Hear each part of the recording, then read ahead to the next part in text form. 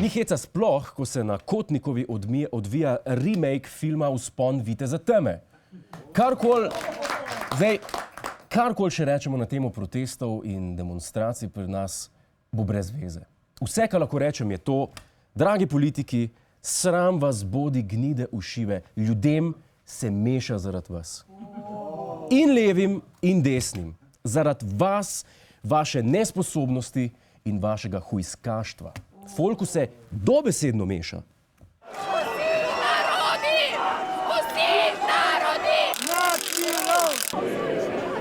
Noriško kraljestvo! Kučeni bi tam! Za koga? Ulice so naše! Sjamo tudi antifašisti! Tam mi zmarilo po glavu. Edino,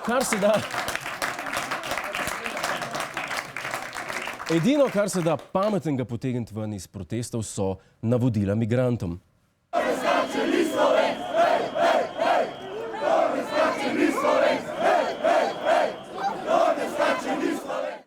Tako da Ahmed, Hasani, Fejruz, Sahil ste si zapomnili? Sem tukaj malo je treba. Lejte, kakšni protesti so zaradi vas, ker ne skačete. Hej, do begun na snemanje prireditve.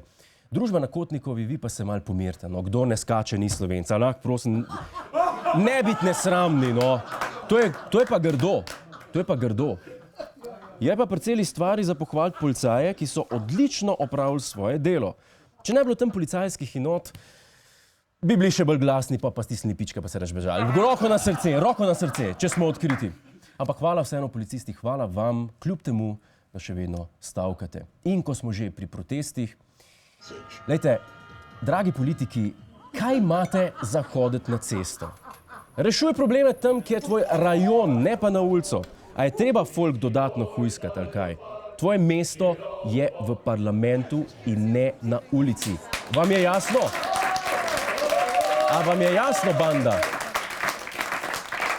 In ko smo že pri begunski problematiki, poglejmo še na drugo stran. Poleg tega, da morajo azilanti za hitro asimilacijo skakati, morajo verjetno opraviti še kaj. Država mora azilantom zagotoviti tečaje slovenskega jezika in spoznavanja zgodovine, kulture in ustavne ureditve. Ja, se pravi, bomo dal zgodovinsko knjigo azilantu za brat. Bo rekel, kaj to Slovenija, bežimo v stran. Azilanti se morajo naučiti slovensko in vedeti stvar ali dve o naši kulturi in zgodovini. Slovensko sicer še ne znajo, kot kaže, pa so našo kulturo naštudirali v nulo. V tej hiši so v soboto po noči pele pesti. 3 pijani Afganistanci so vdrli v sobo 4. in ga pretepli z rokami, nogami, pa tudi z leseno palico.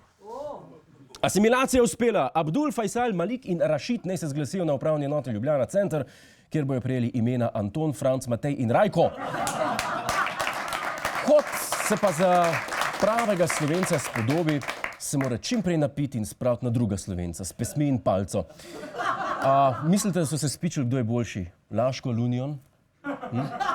Maribor ali Olimpija? Modrijani ali Gadi? Dejstvo je, da imajo na eni strani Slovence, ki se tolčejo med sabo, na drugi pa azilante, ki se pretepajo. Trka civilizaciji ne bo, ker se bomo prej pobili med seboj. Hvala za ogled, ne pozabi pa tudi na Ta teden z Juretom Godlerjem ob četrtkih ob 22:40 na Planetu.